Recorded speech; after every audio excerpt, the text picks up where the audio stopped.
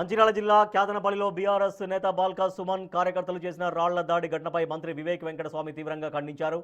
BRS నేతలు కావాలనే ఉద్దేశపూర్వకంగా గొడవలు సృష్టించారని, ప్రజాస్వామ్యబద్ధంగా ఓటింగ్ కోసం వెళ్లిన తమపై దాడులకు తెగబడ్డారని ఆయన మండిపడ్డారు. 10 ఏళ్ల పాటు అధికారాన్ని అనుభవించి ఇప్పుడు అది చేజారిపోయేసరికి బాల్కా సుమన్ తట్టుకోలేకపోతున్నారని ఎద్దేవా చేశారు.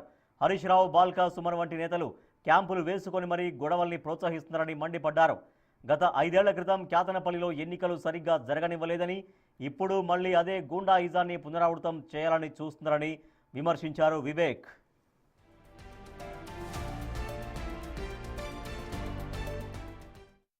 క్యాతనపల్లిలో ఎలక్షన్స్ కాలేదు, ఎందుకంటే అప్పుడు టీఆర్ఎస్ పార్టీ అధికారంలో ఉంది. మీరు చూసినారు అన్ని చోట్ల కూడా రూలింగ్ పార్టీ క్యాండిడేట్ ఉంటాడు, ఆపోజిట్ పార్టీ క్యాండిడేట్ ఉంటాడు, ఇండిపెండెంట్స్ ఉంటారు. ఎందుకంటే చాలామందికి ఆశ ఉంటుంది కౌన్సిలర్ కావాలని చెప్పి. కానీ ఎక్కడైనా ఉట్టినే యునానిమస్ అవుతుందా? యునానిమస్ అయిందంటే ఏమన్నమాట? వారు గుండాయిజము దబాయించినప్పుడు పబ్లిక్ అందరూ కూడా భయపడి మీకు అరెస్ట్ చేస్తాము, ఇది అని జులుం ఉన్నప్పుడే క్యాండిడేట్స్ విత్డ్రా చేస్తాం. అందుగురించి లాస్ట్ టైము చెన్నూరు, కైతాన్పల్లిలో సరిగా ఎలక్షన్స్ జరగలేదు. అది అధికార దుర్వినియోగం. ఈసారి అన్ని చోట్ల ఎలక్షన్స్ అయినాయి. ఆ ఎలక్షన్స్ అయినందువల్లనే వాళ్ళు కూడా గెలిచిండ్రు. వారికి ఇబ్బంది ఏముంది నాకు అర్థం కాలేదు. ఇప్పుడు కూడా ఎలక్షన్ ప్రాసెస్లో మీరు చూస్తున్నారు, వాళ్ళు క్యాంప్ పెట్టుకున్నారు, అన్ని పెట్టుకున్నారు.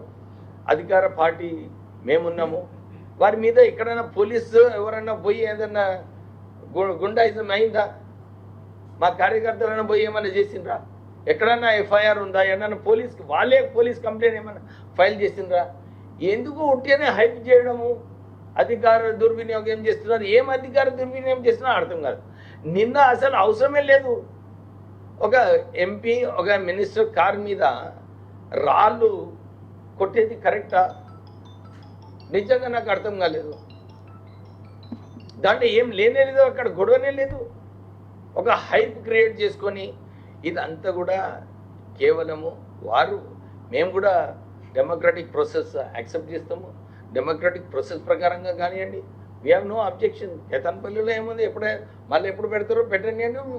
Election will take place and whoever is got majority will win. దాంట్లో ఏమున్నది? ఉట్టినే వారి పాపము ఓడిపోయినందుకు అప్పుడు 10 సంవత్సరాలు అధికారంలో ఉండి అధికారం ఒకటేసారి పోయినందుకు కొంచెం ఉంటుంది బాధ ఉండదని కాదు. కానీ ఈ ఫ్రస్ట్రేషన్ ఇట్లా చూపించేది అవసరం.